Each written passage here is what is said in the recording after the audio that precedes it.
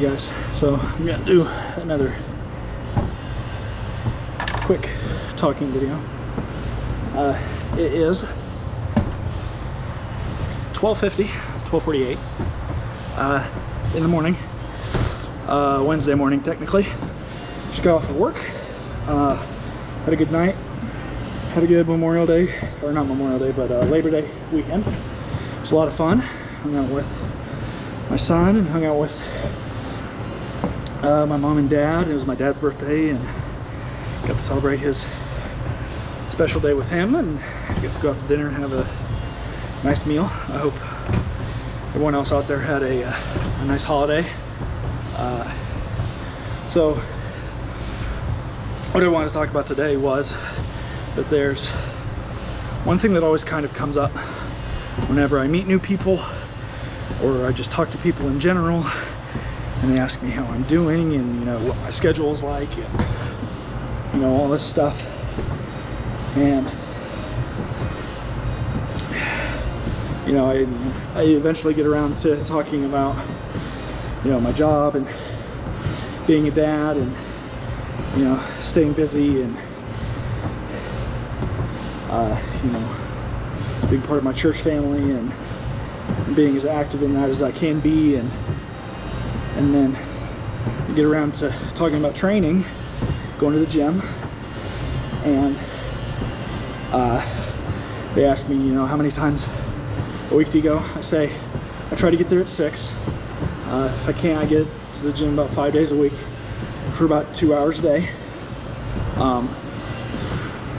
And the response that I always get is, I don't know how you have the motivation to do that, or they say, I wish I had the motivation to do something like that.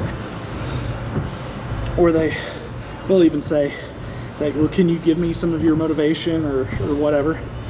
And motivation seems to be, I wouldn't call it a hot topic, but it kind of becomes, now it's become an excuse.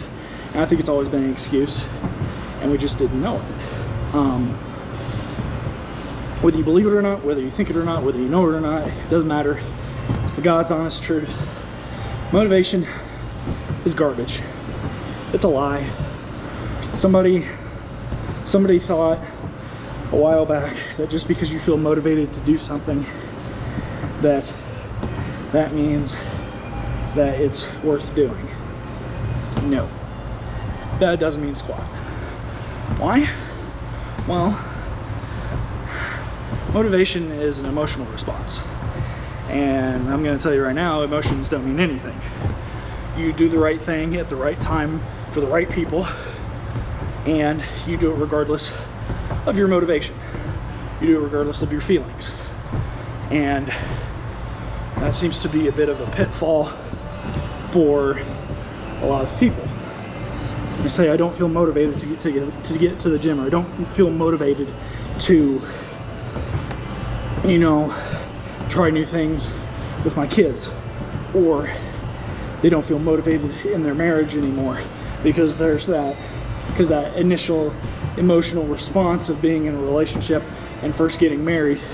It goes away fairly quickly. I would know. I got married.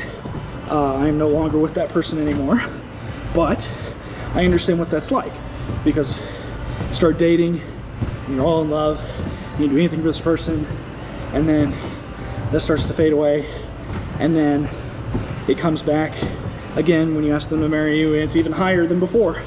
Like, start dating someone, it's like right around here. I mean, asking someone to marry you and they say yes, and then you get married, is miles and miles above that as far as an emotional response. And then that goes away as well. And so what do you do when the motivation isn't there and the emotional connection or the emotional response isn't there? And it's actually quite simple. You just do it. You know, I'd hate to take away from Nike or anything, but you just do it. Why? Because it's the right thing to do, okay? But the right thing to do is to love your wife or your husband to the best of your ability. Your job is to take care of your kids to the best of your ability. Your job is to do everything you can to the best of your ability, regardless of how you feel that day. Even in the gym, you know, I have a crazy schedule right now. I'm still trying to get used to it. I just started a new job on second shift. I go in at 3 in the afternoon. I'm done at 11:30 at night. And then immediately after that, I go to the nearest gas station.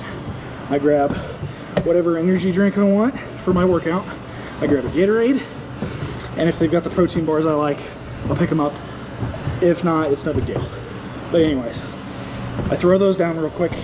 In about 15 minutes, I change my clothes. And then I lift for an hour. And 45 minutes to an hour, somewhere in that window. And then I do cardio for an hour. So I do a 2-hour workout. And then I am done at 1:45, something like that. And I'm home by 2:15, 2:30 at the latest, depending on how long I run. And then I go straight to bed. And then I get up. And if it's my day to wake up with my son and spend time with him, because now I spend mornings with him instead of nights, I'll be up when he gets up, which is usually between 6 to 7 o'clock in the morning, and I'll spend my time with him. We'll go out for breakfast. We'll do all this stuff. And people are saying, how are you running on 4.5 hours of sleep? How are you running on 6 hours of sleep? You just do it. Like, I hear people say all the time that, like, I have to have 8 hours. I have to have 9 hours of sleep. No, you don't. You bought into the lie that sleep is this over and abundant necessity that you have to have. I'm not saying don't sleep. If you don't sleep, you die eventually. That's not what I'm saying. What I am saying is that if you want to be able to do certain things and you want to achieve things in life and you want to get better and you want to strive, you got to pull hours from somewhere if you can't make time. I always ask people, they say, I don't have time to work out. I ask them, well, do you have 20 minutes in your day that you can pull out, that you have free, that you can use? And the response is always, yeah. Well, there's your answer. You do have time, you just won't do it. But let's go with the extreme case for some people. They are packed. So they work a 9 to 5, so they wake up, take their kids to school, they work a 9 to 5, they go pick up their kids from school, and then they get them home, and they get them made dinner, and then they just hang out for the rest of the night. And then, I don't know, kids go to bed at 9, 10 o'clock, okay? Well, let's see. What about half an hour after your kids go to bed? Or what about you prep meals in a crock pot, leave it on the counter, bring your kids home and say, hey, I'm gonna go work out for half an hour. I'll be back in a little bit. Go ahead and eat dinner, get started on your homework, and I'll be back. And the time, what it is it's people not using their time correctly. That's one big obstacle. The motivation, don't believe it. It's a lie. It's snake oil sales. That's all it is. Okay? Don't buy into it.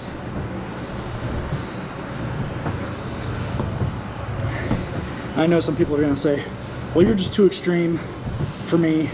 I can't live that type of life. Okay, that's fine. I'm not saying you have to live the way that I do. I'm not saying that whatsoever. The way that I live is not for everyone. Okay? I'm not saying that my way to live is the perfect way to live. I've got many flaws. I've still got some things I got to figure out. My sleep schedule right now is really screwed up because I work afternoons. And so that's something I'm trying to figure out right now, while also trying to be a dad as much as I can and get to the gym as much as I can around that weird schedule of going to work late in the afternoon and then not getting off till almost midnight. Okay? All I'm trying to say is just do it. Okay? In the mornings when you wake up and you're trying to go to the gym and you're just getting started and you are literally saying to yourself as your alarm clock goes off and you hit it to turn it off, you are literally saying to yourself, I don't want to do this today. Find some way to get your legs moving. Roll your butt out of bed. There's plenty of mornings where I had to do that myself, okay? I am nothing special whatsoever. There are plenty of days where I was working first shift at 6 a.m. to 2 in the afternoon. There are plenty of days where the only way I could fit in my workouts between being a dad and working was I had to be up at 3:30 in the morning, make my breakfast, go to the gym, work out for 2 hours, and then go clock in at 6 a.m. Okay? There are plenty of mornings where I didn't want to do it. Okay? It is natural not to want to do really hard, difficult things. But the thing is, good things in life aren't ever easy. Okay? So take the path less traveled, take the narrow path, grind it out, find a way. It is nothing but sheer will. Most of life is nothing but sheer will. It is your choice and your choice alone to get over your emotions, get over your feelings, and say, this, whatever this is that's going on, this endorphin rush, or this adrenaline, or whatever it is, this fear that I have, or whatever it might be, is temporary. That's all it is. Because you know what? By the time you go in, you work out, you bust your butt, and you get done, it'll go by in a flash, and you'll be very, very thankful that you did it. Because the rest of your day is cake from there. You just did the hardest thing of your day first thing in the morning. Okay? First thing in the morning, you did the hardest thing of the day, and you kicked it. Kicked it hard, okay? So keep grinding, keep working hard. Don't stop. Let's go.